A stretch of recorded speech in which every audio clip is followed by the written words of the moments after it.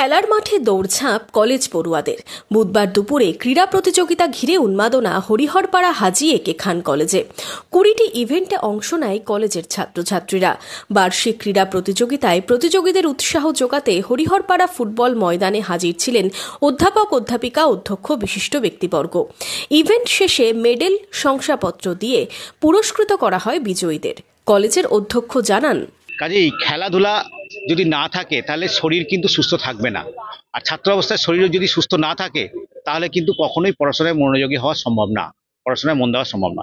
এখন আমাদের ডিজিটাল যুগের যেমন আমাদেরকে অনেক এগিয়ে দিয়েছে, কিন্তু সেই ডিজিটাল যুগে আমাদেরকে খেলাধুলায় অনেক পিছিয়ে, মানে মাঠের খেলাধুলা থেকে অনেক পিছিয়ে ওই মোবাইলের মধ্যে খেলাধুলায় নিমগ্ন হয়ে গেছে ছেলে মেয়েদের মধ্যে। কিন্তু দেখা যাচ্ছে শারীরিক অসুস্থতা, তাদের ফিজিক্যাল ফিটনেস একদমই নেই। তাই এখন আমি মনে হয় বর্তমান ডিজিটাল যুগের সঙ্গে তাল মিলিয়ে যদি আমাদের সুস্থ থাকতে হয় তাহলে অবশ্যই খেলাধুলার প্রয়োজন আছে। সেই উদ্দেশ্যকে সামনে রেখেই কিন্তু আজকে আমাদের বার্ষিক ক্রীড়া প্রতিযোগিতার আয়োজন করা হয়।